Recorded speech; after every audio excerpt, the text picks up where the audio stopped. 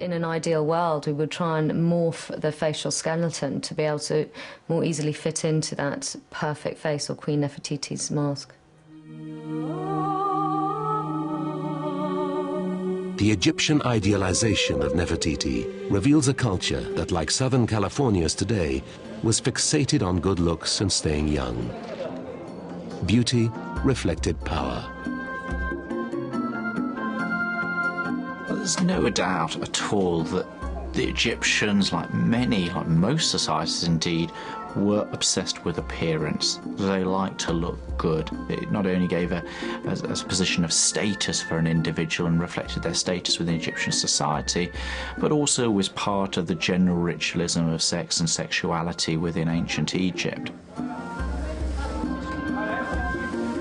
The Egyptians put a lot of effort into keeping themselves beautiful. Archaeologists have found beauty parlors all through ancient Egypt. The Egyptians would place eyeliner on their eyes, so you'd put it inside the lids of the eyes so it would actually get in your eye, and then you'd draw the line out across the edge. And then you'd blink so that all the black material would run to the edges of the eye, and then the line would be drawn out of the side. Among the chemicals used for eyeliner were a lead ore called coal and malachite. They did more than make the ancient Egyptians beautiful. They also protected their eyes from diseases. In the spoon area, they would place ointments and oils and mix color in, perhaps henna, to make lipstick. It would be mixed in the bowl, and then they would use a brush to actually apply the lipstick. We have mascara bottles and pretty much everything that you can think of. Combs, hairpins. If we have it in the modern world, they had it in the ancient world. And by the way, men probably used them too. The Egyptians were not shy about men wearing makeup and looking as good as possible. The Egyptians even had toupees. If a man was balding, he would wear a little mat of hair on top of his head, probably sewn into his own hair to make sure it stayed on, and then he'd be good to go. But what did the ancient Egyptians do about aging, which is beyond makeup? When her famous statue was made, Queen Nefertiti was already in middle age. And even though the artists then were in the habit of making true-to-life depictions, there's no sign of aging. No crow's feet, no bags under the eyes.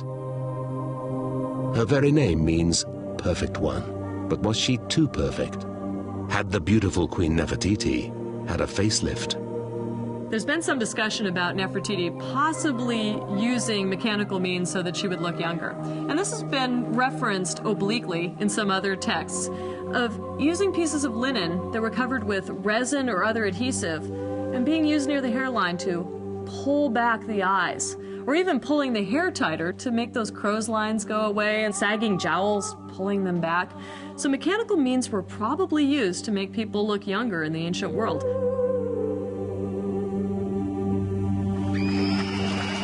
This is exactly the same non-surgical facelift that has been used in Hollywood for years. Well, there is what we call the Hollywood lift, and that's a lift that makeup artists are quite genius at doing, where they will apply adhesive to the facial skin, usually up in the hairline area, or in the lower neck region, and then they'll apply tape in that area and actually literally sort of pull the skin back with this tape and tie it behind the head. And they hide all of this, underneath wigs or in the normal hair. And this does give what a facelift would do. It's clear that 3,500 years ago, the Egyptians knew that stretching skin would make people look younger. But could they do it more permanently with surgery? Until now, it seemed impossible.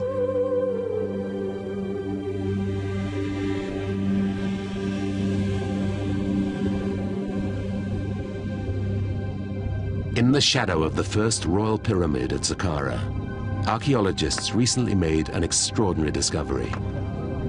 Buried under 5 meters of sand was a tomb that had been hidden since 2000 BC.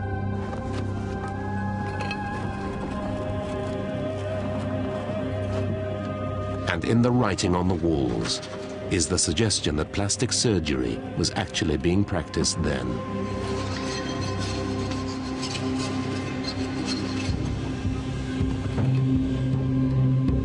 This discovery, the first hard evidence of surgery being performed as early as this, has brought Natasha Hidvegi from her research in India all the way to Egypt. Dr. Zahi Hawaz, head of Egyptian antiquities, tells Natasha how the tomb was found. This was a mound of sand, maybe like 5 meters high, and during the excavation we just found the entrance to this tomb. You have to understand one thing, that we found until now only 30% of our monuments.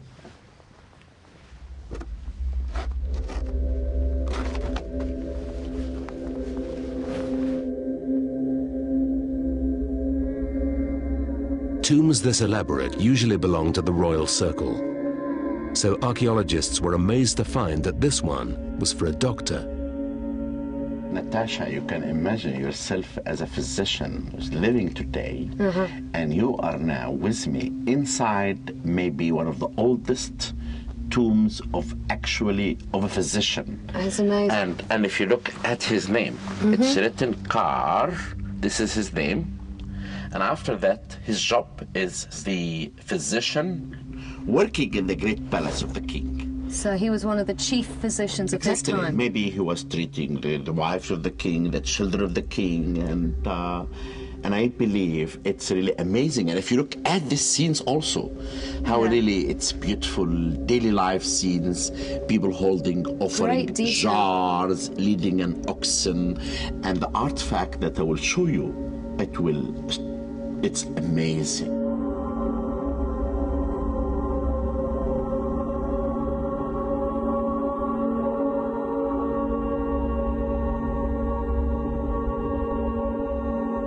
Buried with the physician, named Kar, were his surgical instruments, the oldest ever found.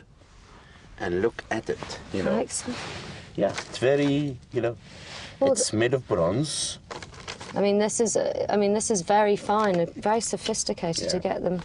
But that really is, in my opinion, one of the most important and oldest surgical tools to be ever found in the world. To have these, Kar must have been a surgeon. And as usual in ancient times, when science and religion were inseparable, he would also have been a priest, mixing ritual and magic with his medicine. But 4,000 years ago, what kind of medicine? What kind of surgery? So far, what I've discovered in ancient Egypt, there's some physicians come surgeons, such as Kar, that were held in a high regard, and he had some type of surgical instrument. But I've yet to see any evidence for real invasive surgery. And without any evidence for real invasive surgery, it's very doubtful or unlikely that they could have practiced any plastic or reconstructive surgery.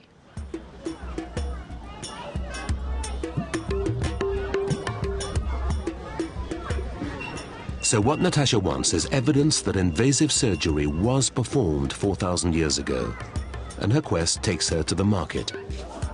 After all, it was in a place like this, in Luxor, in 1862, that proof was found that surgery was being done in the age of the pyramids.